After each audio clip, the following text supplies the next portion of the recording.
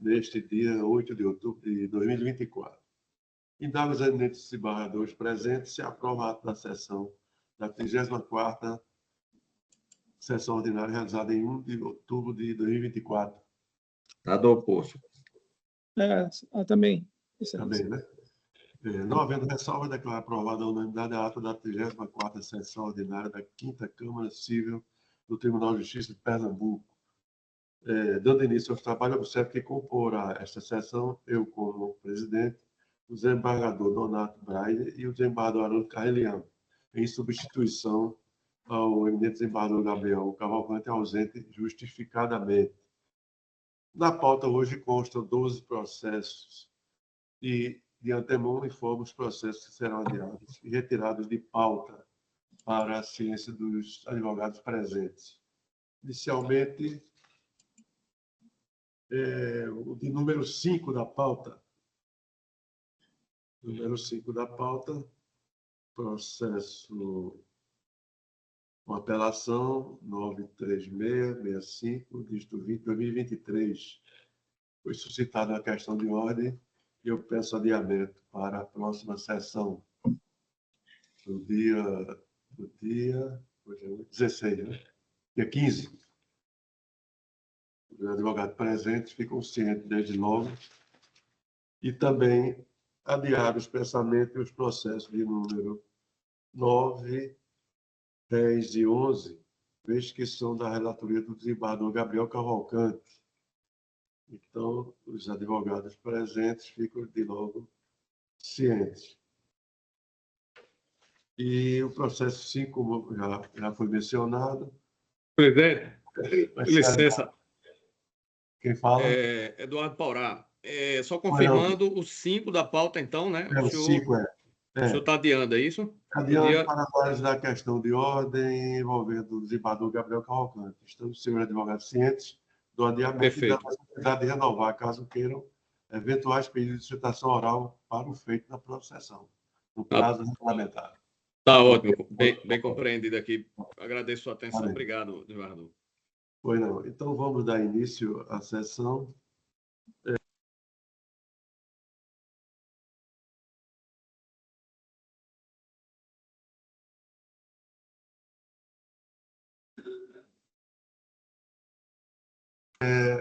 Toniara, o número 8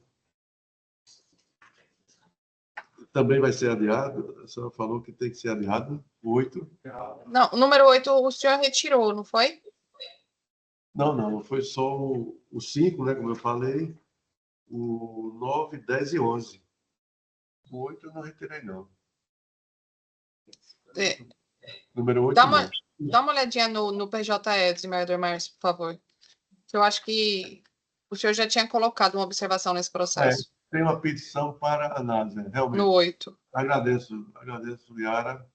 Então, o 8 também retirado de pauta para analisar essa petição. Senhor presidente, o de número de ordem número 1, que é o conflito de competência, está mantido na pauta? O número 1, sim, desembargador Haroldo. O número 1 está mantido, sim. Vamos começar, então, pelas sustentações orais, não é? Como de praxe. Número 2. Se o doutor pediu sustentação Tassiano Domingues da Silva Filho, se encontra presente? Boa tarde, excelência. Presente. Boa tarde. Então, chama a julgamento o processo número 2 da pauta, apelação civil 42893, dígito 66, 2023. Eu sou o relator. Entre partes, Companhia Pernambucana de Saneamento versus Condomínio do Edifício Espaço 865. O doutor Tassiano Domingues da Silva Filho, Vossa Excelência indague a parte que representa, OAB, ciente de que eu tenho tempo regulamentar de 15 minutos para a sua sustentação oral. Pois não. Obrigado, excelência. Boa tarde, desembargador Marcelo Neto, presidente, desembargador Raimundo Donato, desembargador Haroldo Carneiro, doutora procuradora, demais colegas. Tassiano Domingues da Silva Filho, OAB-PE 33865, representa a parte apelada, o condomínio do edifício Espaço 865. No caso, Excelência, trata de uma apelação da Compesa contra a sentença que julgou procedente nosso pleito inicial. Nosso pleito foi formulado ainda no ano de 2022, tendo como base... Doutor Tassiano, o som está baixo. Está baixo? O som de Vossa Excelência melhorou agora. Pode falar. Perdão, Excelência. Consegue me escutar melhor, Excelência? Melhorou agora. Pode falar. Eu agradeço. Voltando, trata-se de uma ação que originalmente foi ajuizada pelo condomínio com base no tema 414 do STJ, que é um repetitivo julgado no ano de 2010. E o nosso fundamento, ainda na petição inicial, era a decisão de 2010. O processo foi julgado procedente em maio de 2024. Porém, em junho de 2024, para ser mais exato, no dia 20, o STJ propôs a revisão do tema 414. E por isso que nós vimos aqui hoje à tribuna, desembargador Haroldo, para tratar da necessidade de se observar o que foi feito no STJ quando da revisão do tema 414. E nosso fundamento, dizemos desde já, é de que houve, com a devida vênia, um erro de técnica na formulação do precedente por parte do STJ, que não observou questões de fato relevantes que são necessárias, que seriam necessárias para uma adequada revisão do tema. O que acontece? Hoje, olhando-se o enunciado do tema 414, percebe-se que ele diz exatamente o oposto do que dizia o enunciado do tema 414 antes de sua revisão. E o que é que ele diz? Ele diz que é legal, portanto, é válido a cobrança pelas companhias de abastecimento da multiplicação do número de unidades do condomínio pela tarifa mínima.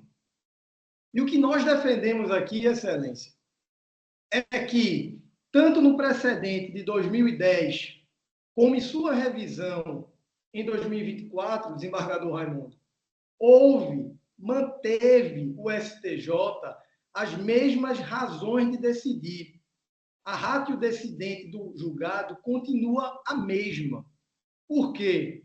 Em 2010, a primeira sessão do STJ ressaltou que a legislação nacional instituía uma cobrança do fornecimento de água a partir de uma tarifa mínima, como forma de garantir a sustentabilidade do serviço de abastecimento.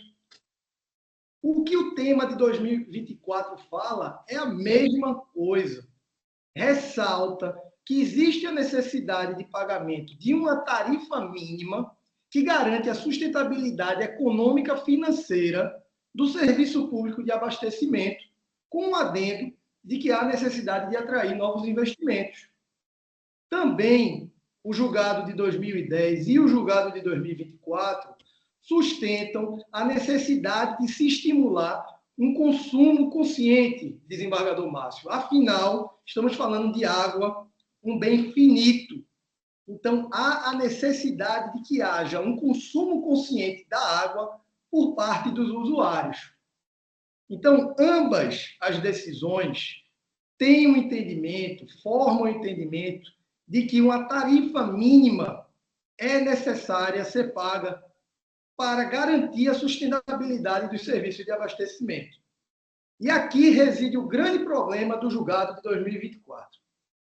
Quando da análise da revisão, o STJ em 2021, afetando o tema revisão, foi explícito na proposta de afetação no recurso especial número 2021/014-3785, dígito 8, que ali ela iria delimitar a seguinte tese, que seria definir a forma de cálculo da tarifa progressiva de fornecimento de água e de esgoto sanitário em unidades compostas por várias economias e hidrômetro único, após a aferição do consumo.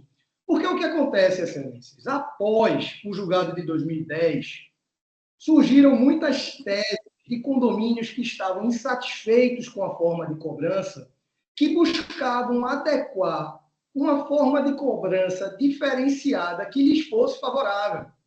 Portanto, surgiu uma construção jurisprudencial no Rio de Janeiro, no âmbito do Tribunal de Justiça do Rio de Janeiro, acerca de uma cobrança híbrida, que iria levar em consideração o número de unidades do condomínio, porém, haveria uma forma diferente para se ultrapassar a tarifa progressiva. Porque a lógica da tarifa progressiva é quem consome mais deve pagar mais. Então, cada vez que você consome mais metros cúbicos, o valor do metro cúbico fica mais caro. A discussão que chega ao STJ em 2021, portanto, e resolvida agora em 2024, é sobre a tarifa progressiva. É sobre aqueles condomínios que pagam de forma progressiva e que a tese de 2010 não lhes era adequada, se eles mudassem a forma de cobrança. Isso vai acontecer especialmente nos condomínios residenciais, onde o consumo, desembargador Haroldo, é muito alto. Uma unidade residencial consome muito mais do que uma unidade comercial, em média. E esses pontos acerca do consumo, do exemplo da unidade residencial, é que foram levados em consideração pelo STJ quando da revisão do tema. Porém, excelências, o nosso caso aqui tratado do condomínio do edifício Espaço 865, nós estamos tratando de um condomínio comercial que paga da forma não progressiva. Ou seja, existe um valor de tarifa mínima após o qual o valor do metro cúbico é único.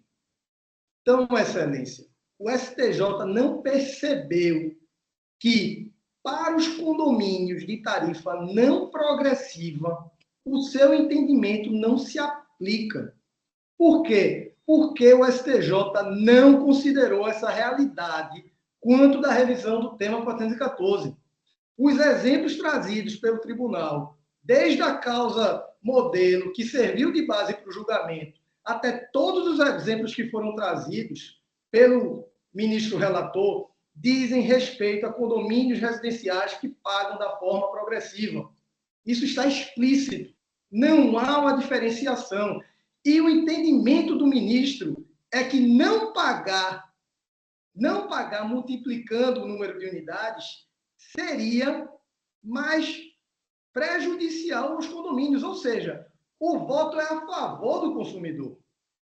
Como aqui, a sentença também nos é favorável. O condomínio tem 24 unidades. A Compesa cobra como se ele consumisse 240 metros cúbicos. Mas o consumo real dele é de apenas 50 metros cúbicos. Então, o que a Compesa está querendo aqui, e uma interpretação errônea do precedente 414 traria, é que esse condomínio tem uma franquia de 190 metros cúbicos por mês para fazer o que bem quisesse. São 190 mil litros de água que ele está pagando, consumindo ou não. Então, o que acontece, excelência? Vamos pensar num condomínio com mais unidades, um condomínio com 50 unidades que consome apenas 100 metros cúbicos, ele teria uma franquia de 400 metros cúbicos por mês. Isso quer dizer que ele pode vender água. Porque ele não está usando aquilo, mas vai ter que pagar por aquilo que não está usando. Mas essa discrepância acontece tão somente porque houve, com a devida vênia, um erro na formatação do precedente pelo STJ quando da mudança de 2024. Tanto é que o processo não transitou em julgado e a decisão está sendo alvo de inúmeras impugnações que acreditamos que ainda vai haver muita discussão. Por fim, excelência, vale registrar o custo. O que o condomínio paga hoje pelas 24 unidades vezes a tarifa mínima é cerca de R$4.000. Se a gente for aplicar aqui o efetivo consumo, pensando nos 50 metros cúbicos, o condomínio vai pagar algo em torno de R$1.500, é menos da metade. É menos da metade. Está muito claro para nós que houve, sim, um problema na formação do precedente, e esse caso agora, que trata de tarifa não progressiva, não se encaixa mais no precedente do STJ. Motivo pelo qual, uma vez que foram mantidas todas as razões de decidir do STJ, tanto no julgamento de 2010 como no julgamento de 2024, é de se observar que, apesar de não aplicável o precedente, as razões de decidir são aplicáveis, de modo que as razões da sentença permanecem e devem ser mantidas. Por isso, Excelência, é que pedimos que seja negado provimento à apelação. Muito obrigado. Agradeço ao eminente advogado a sustentação oral com os subsídios trazidos à corte. Desembargador Donato, Vossa Excelência votou nesse caso. Aqui eu vejo que na plataforma. Não, senhor presidente, eu não votei. É um tema muito controverso, porque, pelo que eu entendi,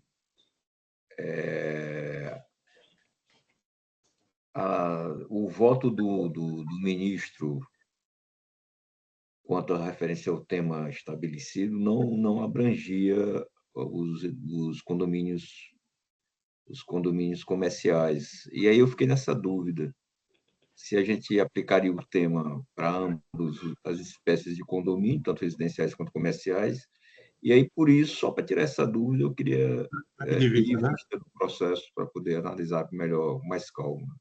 Pois não, desembargador Donato. Então, processo de número 2 da pauta, após o voto do relator dando provimento ao recurso, desembargador Haroldo, acompanha ou aguarda?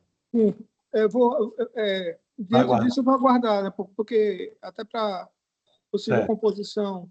Pois não.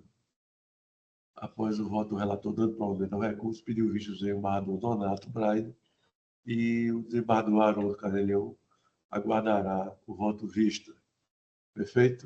Eu queria só cumprimentar o desembargador Donato, que eu não tinha visto o senhor aqui Desculpe, meu celular é meio pequeno, eu não vi o senhor. Só queria ele cumprimentar. E a doutora procuradora também. Tá perdoado, desembargador. Vamos prosseguir, então, né? Obrigado, Excelência. Boa tarde. Boa tarde, doutor. Chama julgamento número 3 da pauta. Doutora Magna Lemos se encontra presente. Na tela, né? Certo. Trata-se do número 3 da pauta, uma apelação civil de número 12323, dígito 45/2020, entre partes Telefônica Brasil, S.A. e Carmen Lúcia de Miranda. A doutora declina o seu nome, a parte que representa é o AB, ciente que tem o prazo de 15 minutos para a sustentação oral. Boa tarde, meu nome é Magda Cristina Silva de Leme, OABDF 573, e eu estou pela Telefônica Brasil S.A. Boa tarde, cumprimento a todos os desembargadores na pessoa do senhor presidente, demais colegas. O presente caso trata-se de uma ação declaratória de inexistência de débitos, com pedido de danos morais. A sentença do primeiro grau, ela julgou parcialmente procedente os pedidos da parte recorrida, que foi declarar a inexistência do débito e o pagamento de R$5.000 de danos morais. Importante consignar que a revelia, nesse caso, não gera presunção absoluta dos fatos alegados pela recorrida, nem mesmo induz a procedência do pedido constante na inicial, pois tão somente gera presunção relativa dos pedidos que ela fez. Assim, com base no exposto e no artigo 346 do CPC, o réu ele pode intervir em qualquer fase do processo, recebendo no estado que se encontra, inclusive produzindo provas. Desta forma, em sede de apelação, a empresa ela trouxe as provas que comprovam essa contratação da recorrida. Por mais que não tenham sido juntados os contratos ou a gravação da contratação, esse tipo de serviço ele não precisa de uma forma para que seja comprovada essa contratação. No presente caso, a gente juntou a documentação que comprova que as contas da Telefônica foram enviadas para o mesmo endereço da parte recorrida, que consta na inicial. Então, teve o mesmo endereço. Houveram diversos pagamentos. Houveram quase 3 anos de pagamento. Então, foi de novembro de 2013 até dezembro de 2016, ocorreram todos os pagamentos. Nesse caso, houve uma celebração de um acordo englobando as faturas de janeiro, fevereiro e março do ano de 2017. Então, assim, motivo pelo qual ela está negativada só na fatura de junho de 2017, porque teve esse acordo celebrando algumas faturas. E é importante destacar também que essa parte recorrida, ela tinha outras negativações, tanto negativações anteriores à da telefônica, quanto negativações posteriores à da telefônica. De modo que o valor de dano moral que foi fixado nesse caso, ele ficou fora da proporcionalidade, tendo em vista que é uma devedora quanto mais.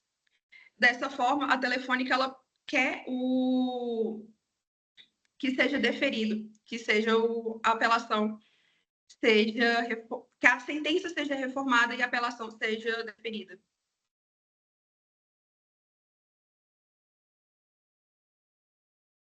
O microfone de Vossa Excelência. Como? Eduardo Haroldo falou. Não, foi o microfone de Vossa Excelência que estava desligado. Ah, certo. E a outra parte pediu citação, não, né? Não, pediu não. Bom, pergunta aos eminentes pares se mantém o voto aqui, lançado já na plataforma. Mantido, senhor presidente. Sim, presidente. Proclamo o resultado. A unanimidade de voto foi negado provimento ao recurso, nos termos do voto do relator. Passemos, então, ao processo de número 4 da pauta. Trata de uma apelação civil número 22.611, dígito 12, 2020. Partes: Apevida, Ciência Médica Limitada e outros, e Eliane Silva de Melo e outros. Doutor Edivaldo presente, verifico aqui, como mesmo bastante conhecido aqui da Corte, e Vossa Excelência decline o nome completo, parte que representa OAB. Obrigado, Excelência. 15 minutos para a sustentação oral. Obrigado, Excelência. Edivaldo Mendonça de Oliveira, OAB 47738, advogado representando a apelante Apevida Assistência Médica Limitada. Ilustre presidente e relator desse processo, demais desembargadores, ilustre procuradora do Ministério Público, nobres colegas, todos presentes, saúdo, uma boa tarde. O caso versa sobre uma obrigação de fazer com pedido de tutela provisória e reparação em danos morais por um suposto ato ilícito na negativa indevida de prestação de serviço médico para compelir a operadora apelante a custear aparelho auditivo, os IQI 1600. A sentença confirmou a medida antecipatória de tutela deferida, que foi em sede de agravo de instrumento, e condenou a empresa ao pagamento de danos morais na quantia de R$ 2.000, honorários e custas.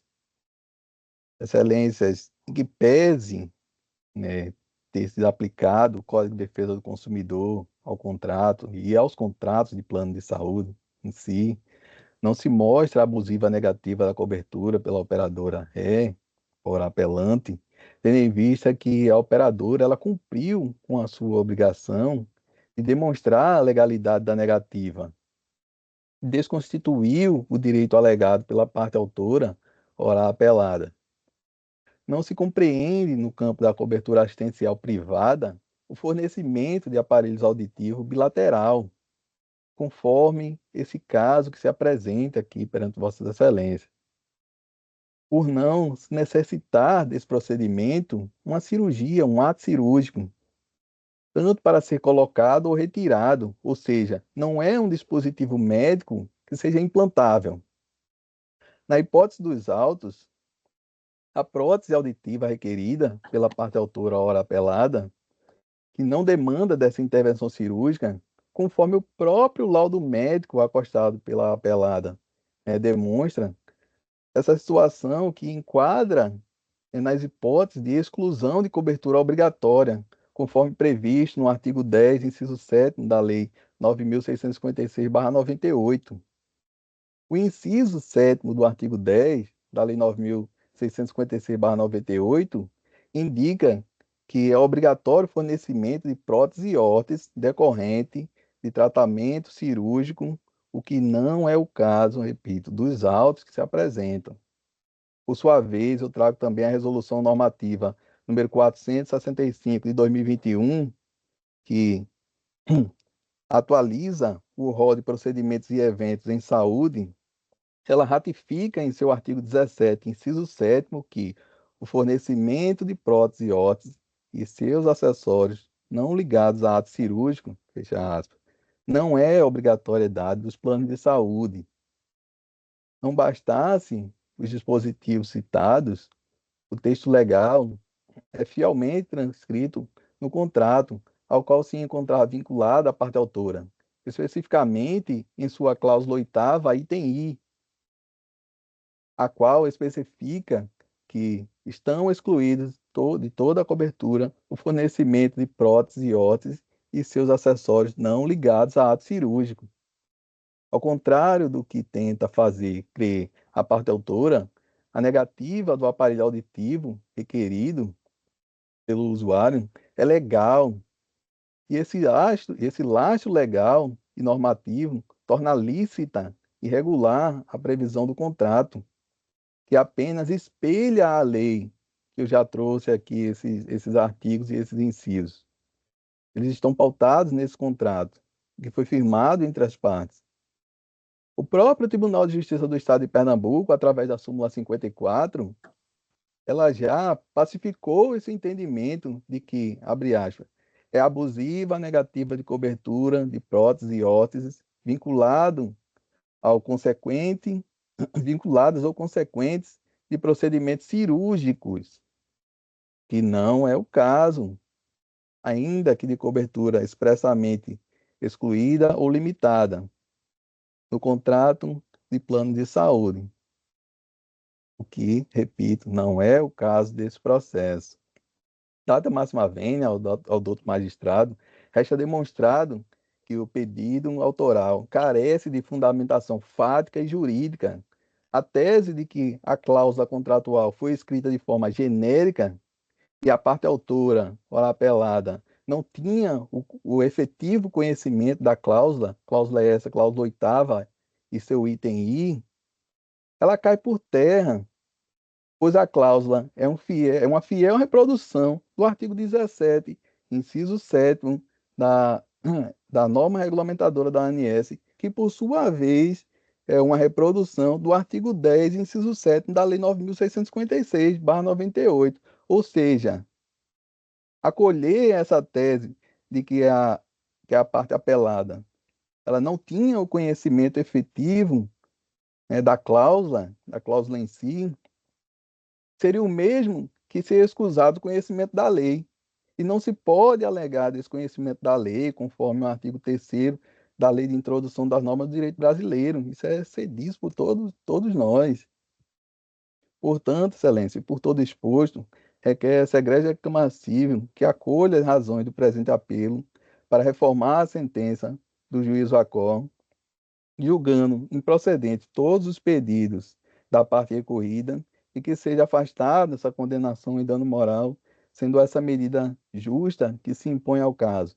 Agradeço a Vossas Excelências pela atenção, desejo a todos que aqui presentes tenham uma excelente sessão e uma boa tarde. Devolvo a palavra ao ilustre presidente. Muito obrigado. Agradeço, doutor Edivaldo, pela sustentação oral, elementos para o julgamento.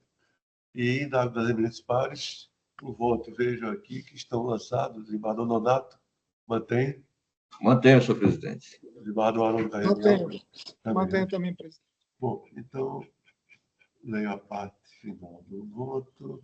Assim, após uma digressão sobre questão, assim, arbitros honorários advocatícios têm 20% sobre o valor da condenação, valor do tratamento negado somado ao montante do dano moral, a partir dos critérios do parágrafo 2º do artigo 85 do CPC, considerando o grau de zelo do profissional e o tempo exigido para o serviço, o lugar de prestação, a natureza e a importância da causa.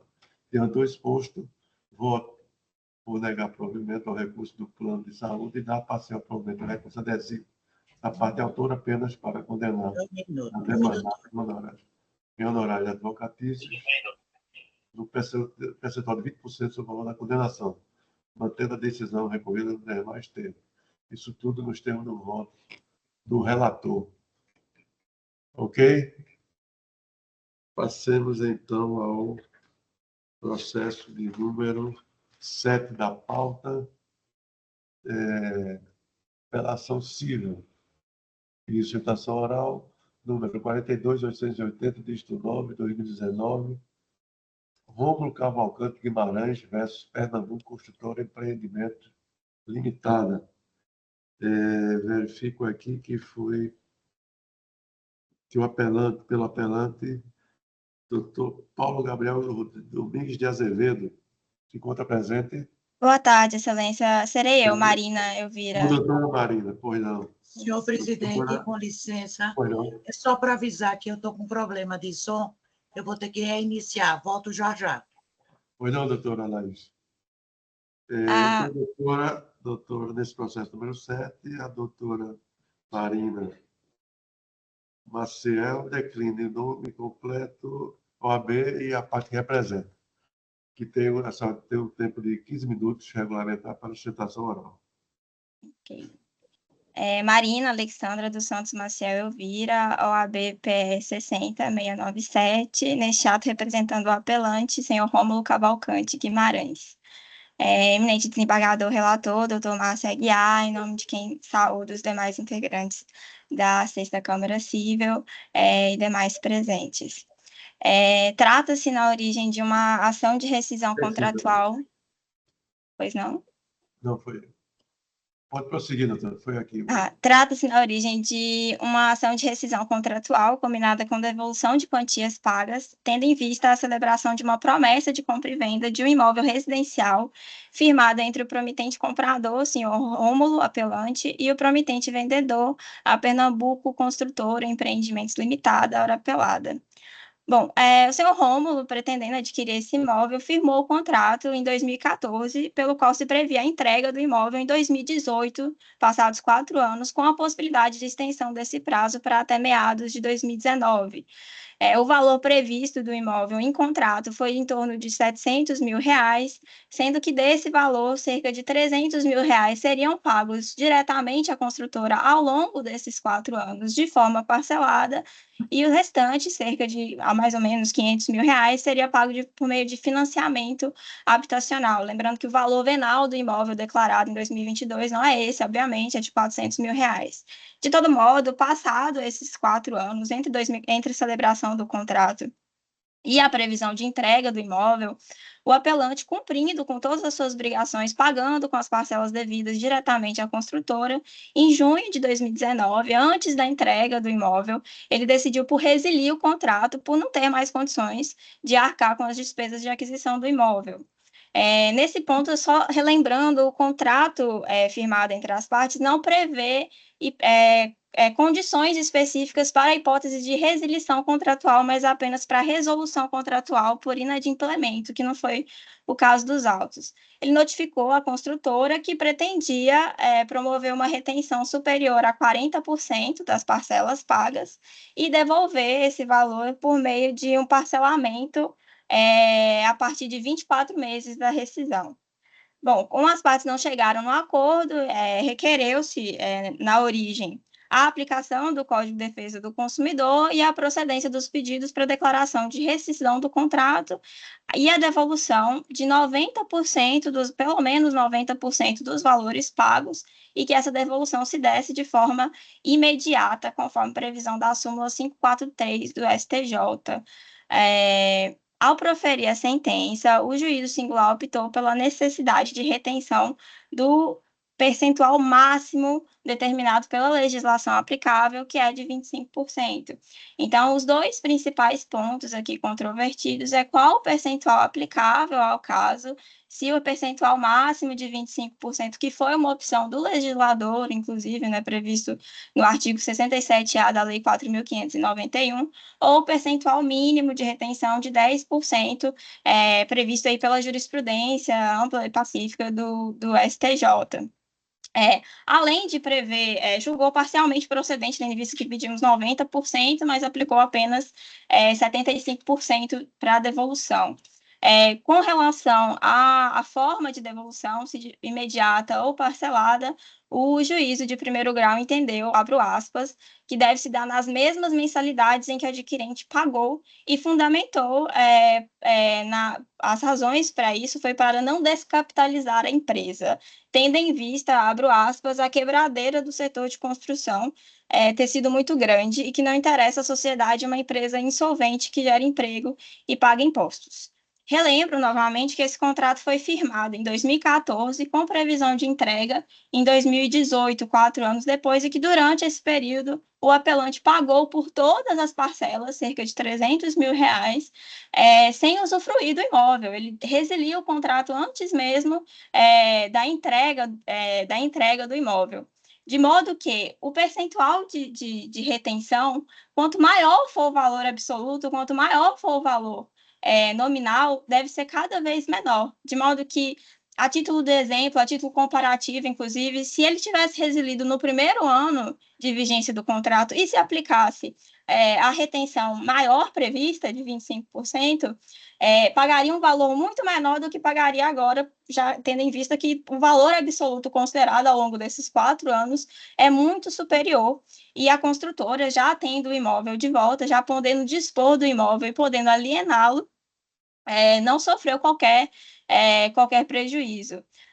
De modo que, enfim, em relação à forma de devolução dos valores, de forma imediata ou parcelada, nos parece que o juízo de primeiro grau entendeu por equiparar as situações, tornar paralelas, tendo em vista que o consumidor pagou de forma parcelada, que a construtora pudesse também restituir de forma parcelada, mas não se trata de modo algum de situações equivalentes ou equiparadas, tendo em vista que o consumidor pagou sem usufruir do imóvel e a construtora já pode dispor, alienar do imóvel, já alienou, inclusive, está nos autos do imóvel, já foi alienado, ou seja, já recebeu novamente pelo imóvel ou está recebendo.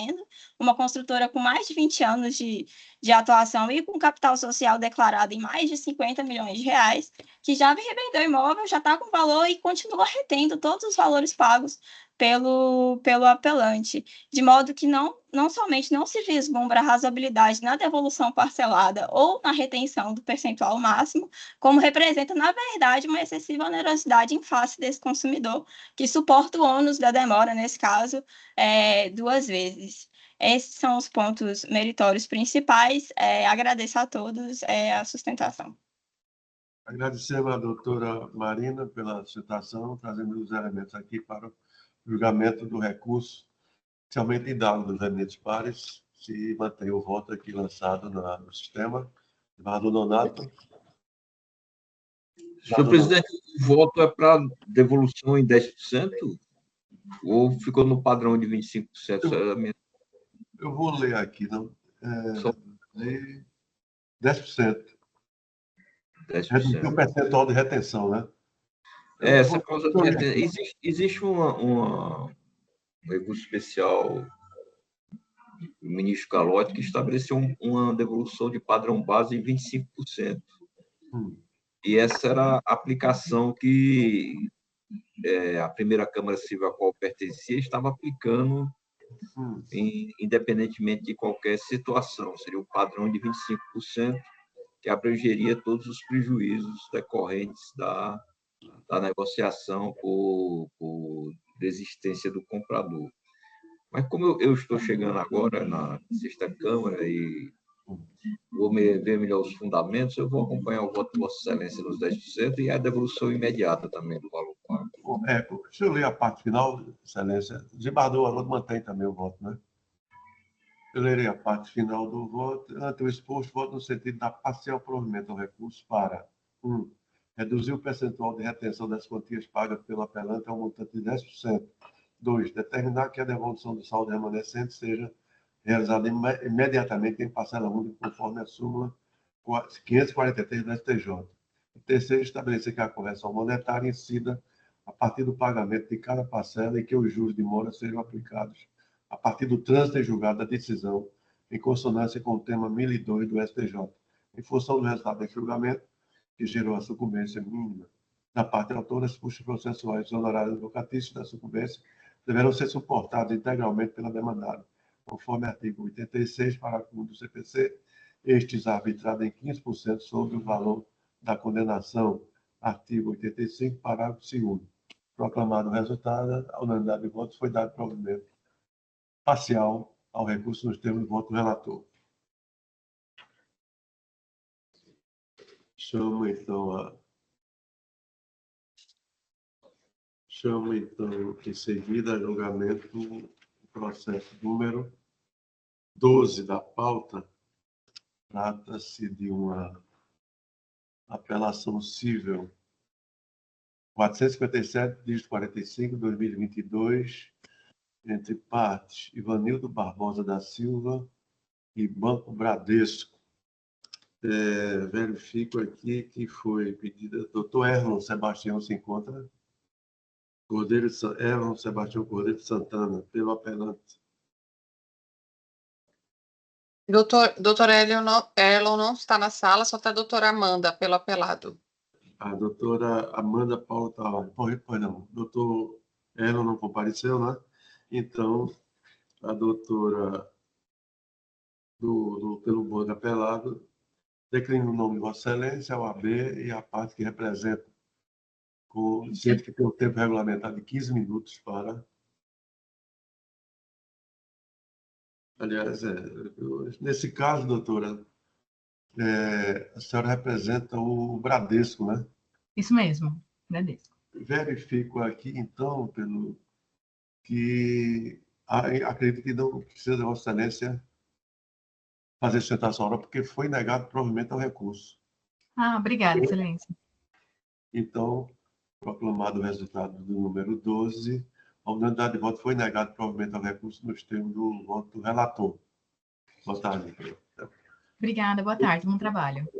E, por último, resta o processo número 6 da pauta, que é uma apelação cível 9485, dígito 18, 2023, entre partes Moisés Augusto Dias Marinho e Itaú Unibanco S.A.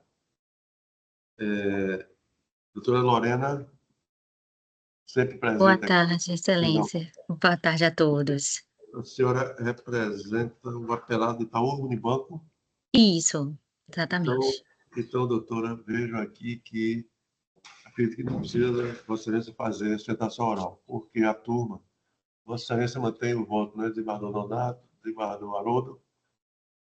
Sim, senhor presidente. A unanimidade de votos foi negado provavelmente ao recurso nos termos do voto do relator. Muito Isso. obrigada.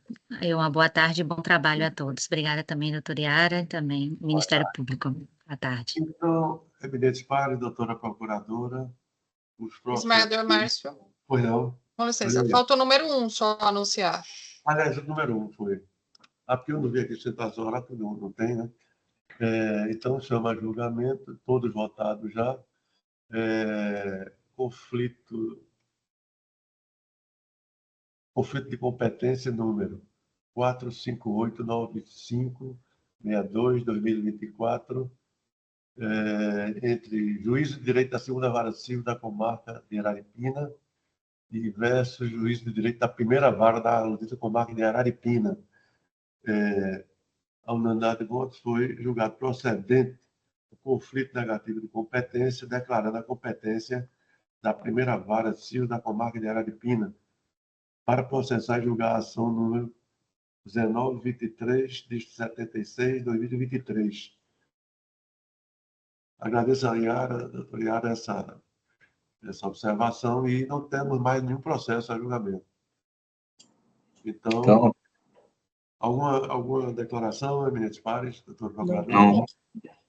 Bom, então, Até mais, a todos presentes. Eu gostaria de cumprimentar Vossa Excelência, senhor presidente, pela condução dos trabalhos e cumprimentar o desembargador Haroldo e o desembargador Nonato, a doutora Yara. Sempre um prazer estar aqui. Um abraço. Boa tarde a todos. Até mais. Boa tarde. Boa tarde.